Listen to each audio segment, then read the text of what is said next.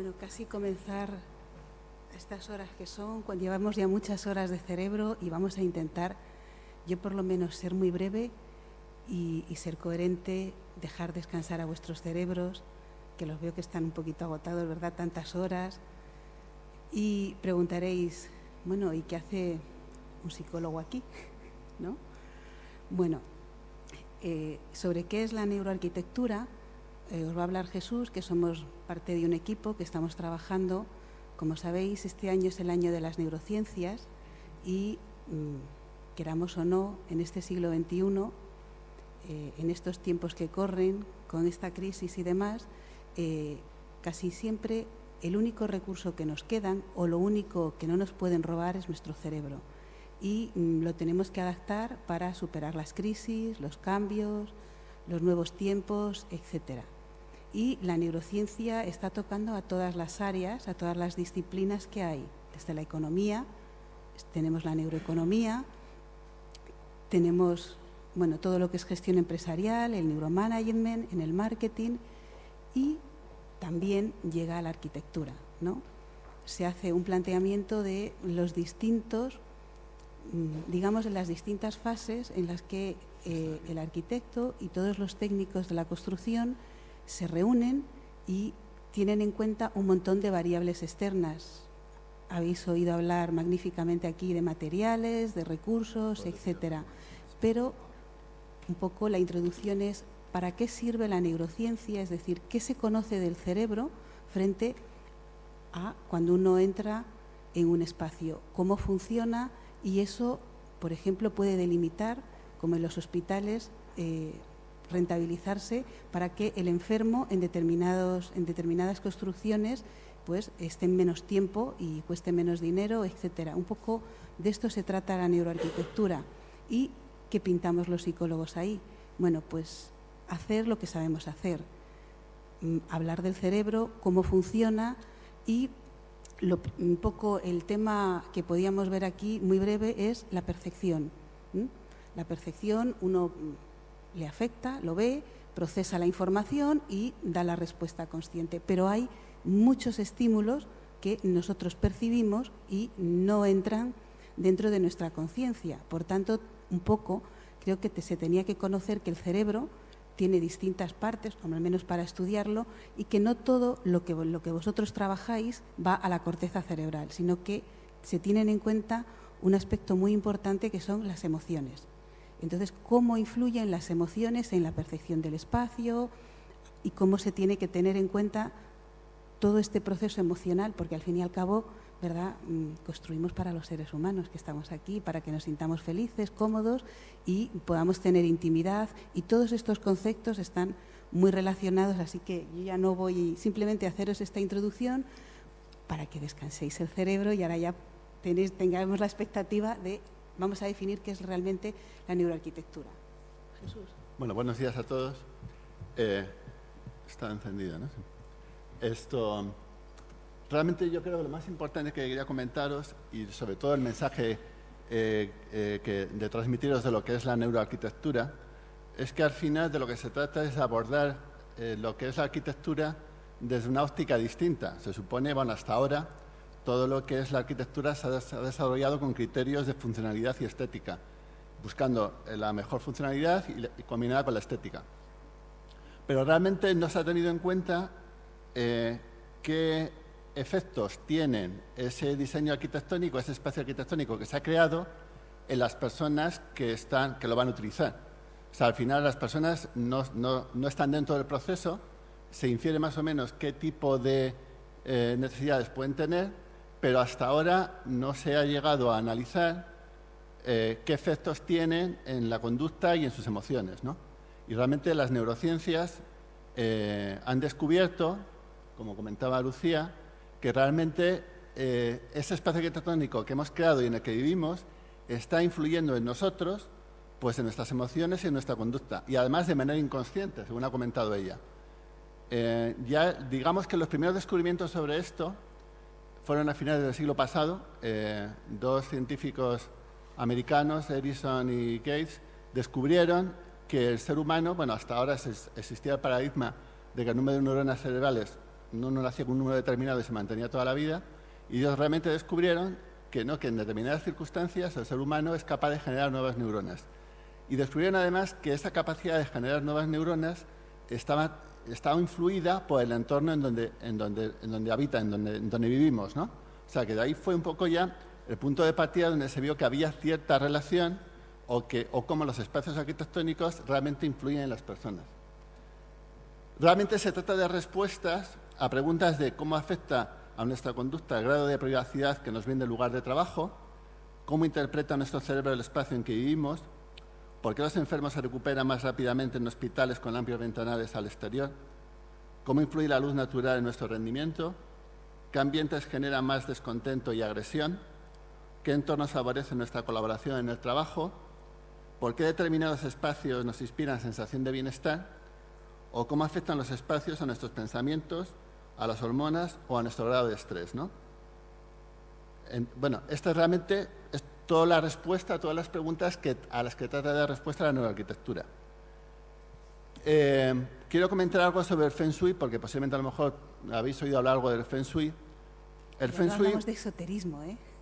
Son cosas distintas. Realmente el Feng Shui es una disciplina intuitiva que trata de armonizar la energía en los espacios en que vivimos.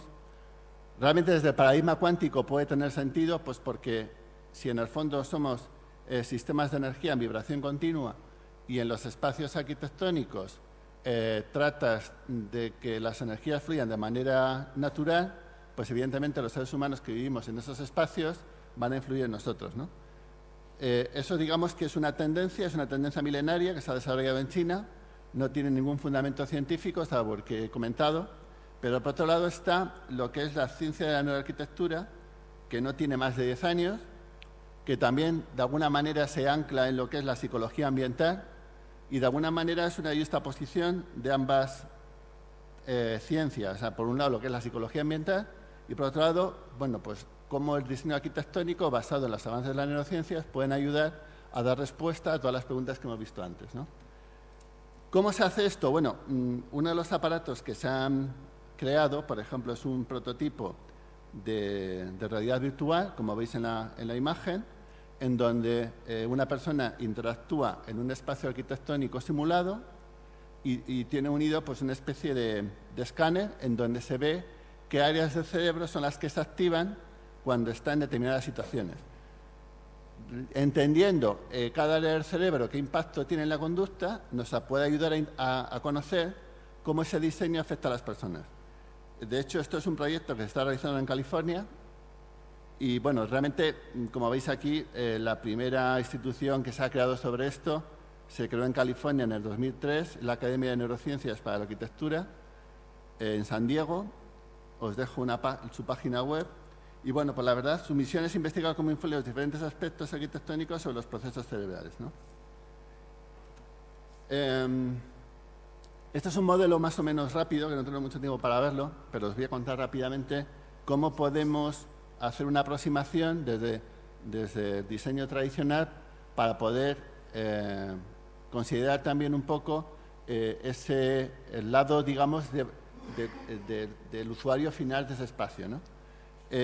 Al final, nosotros, los arquitectos, hacéis un diseño del espacio arquitectónico, pues un poco en función de las necesidades y las funcionalidades a las que está destinado, ¿no? El individuo percibe ese diseño pues a partir de una serie de preferencias individuales, a partir también de factores situacionales, por ejemplo, el tiempo que va a estar en el lugar, no es lo mismo que sea su lugar de residencia que sea su lugar de trabajo, las condiciones sociales en las que van a interactuar las personas y luego también influyen mucho los factores culturales. Al final el individuo percibe ese diseño que se ha creado y ese diseño puede resultar, digamos, de alguna manera pues, congruente con el estado emocional y ser positivo, ¿no? Pues, en este caso, digamos que el individuo pues, está en un estado de homeostasis, de congruencia y habitabilidad. Pero puede ocurrir también que esa percepción del diseño, o porque no lo sabemos o porque hasta ahora no está tenido en cuenta, pero la realidad es que está influyendo en su conducta y está influyendo en sus emociones, al final va a generar pues, un estado de excitabilidad, un estado de estrés, un estado de sobrecarga emocional o un estado de reactancia que es, digamos, es un es la incapacidad de poder reaccionar ante determinadas situaciones, ¿no? Esto el individuo lo va a percibir de manera inconsciente, no va a ser consciente de esto, pero va a influir en su conducta y en el estado emocional y, por lo tanto, en la satisfacción y en el rendimiento del espacio, del uso del espacio al que está destinado, ¿no? Al final, el individuo utiliza diferentes estrategias para hacer frente a esta situación. Estas estrategias, desde el punto de vista de la psicología, básicamente son cognitivas, en el sentido de que acepte esta nueva situación, de que se produzca una reducción de disonancia, porque de manera natural todos terminamos aceptando la nueva situación, porque si no nos crea estrés, o también porque sea capaz de modificar, que pueda actuar de alguna manera con el espacio, con su comportamiento, adecuar un poco a sus necesidades, ¿no? Que al final es un poco también la variable a tener en cuenta en el diseño, esa capacidad de que el individuo pueda actuar de alguna manera en el espacio para adaptarlo a sus necesidades y disminuir ese nivel de estrés o excitabilidad. Si esto no se produce, si no se resuelve de manera satisfactoria, pues al final resulta que se mantiene esa situación, digamos, de insatisfactoria para el individuo.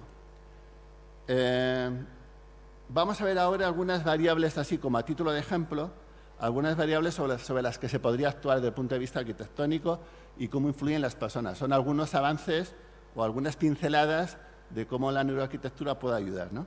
Por ejemplo, las neurociencias han descubierto que la amígdala, que está implicada en el proceso del miedo y la excitación emocional, se activa más cuando el individuo interacciona con diseños con ángulos, ¿no? O sea, digamos, de manera natural, este tipo de diseños tienen la capacidad de activar un poco la amígdala, que tiene esas implicaciones.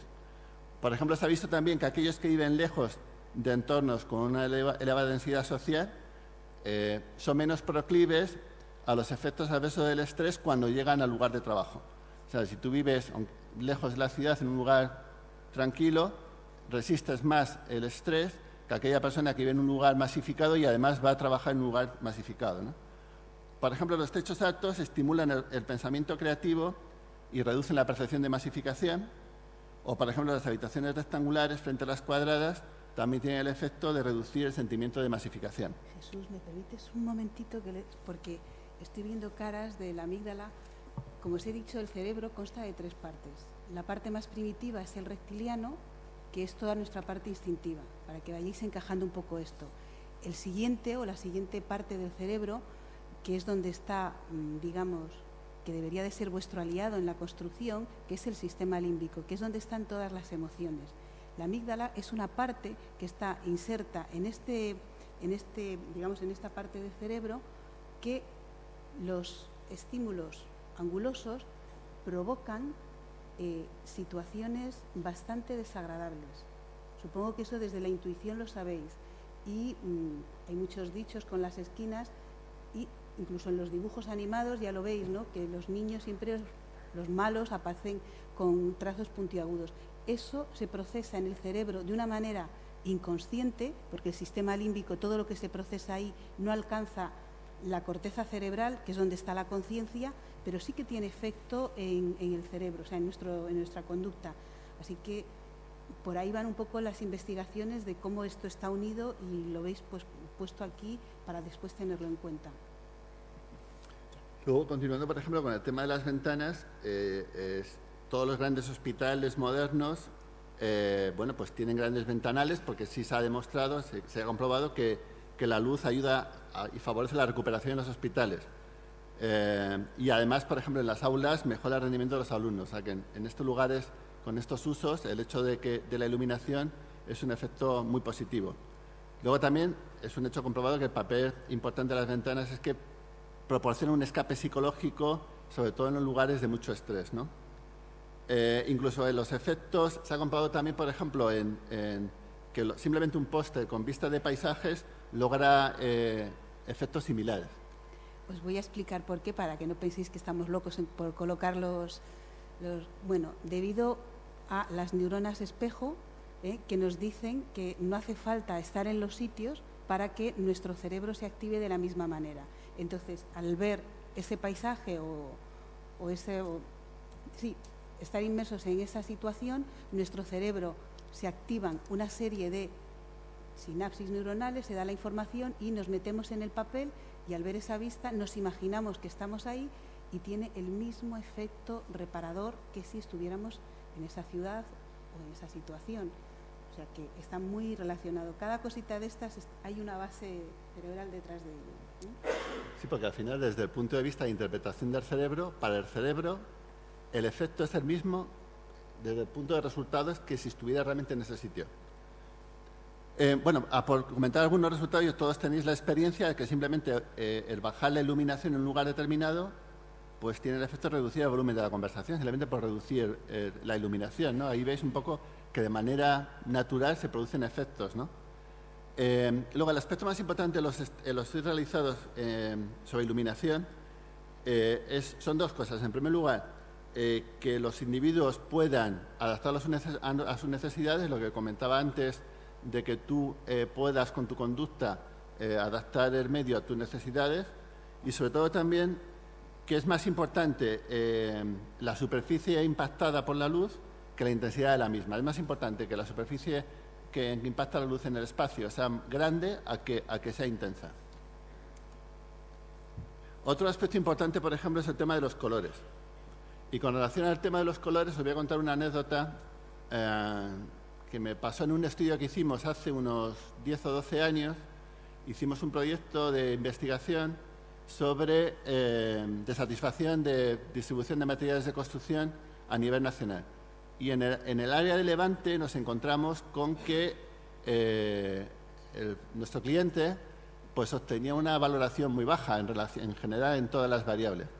Las variables que medíamos básicamente estaban repartidas en tres grupos.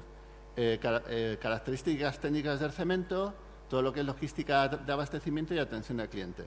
Y dentro de las características técnicas del cemento se medía la resistencia mecánica a 2 días, a 7 días y 28 días y la uniformidad de resistencia. Por lo tanto, son variables totalmente objetivas que no dependen de juicios de valor.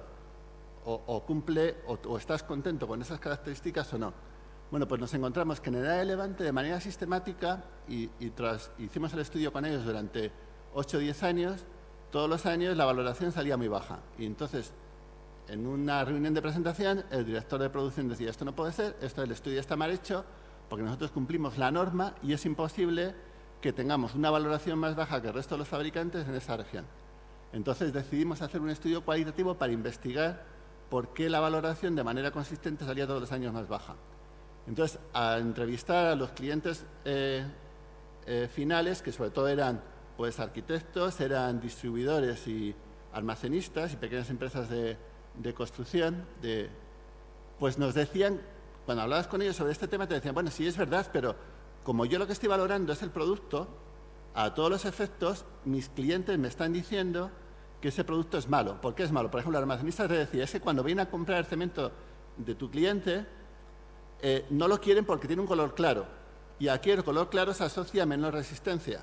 Como la competencia, el fabricante local que estaba establecido, que era Valenciana de Cementos, tenía un color oscuro, el cemento tenía un color oscuro, existía la creencia popular de que el color negro oscuro está asociado a una mayor resistencia.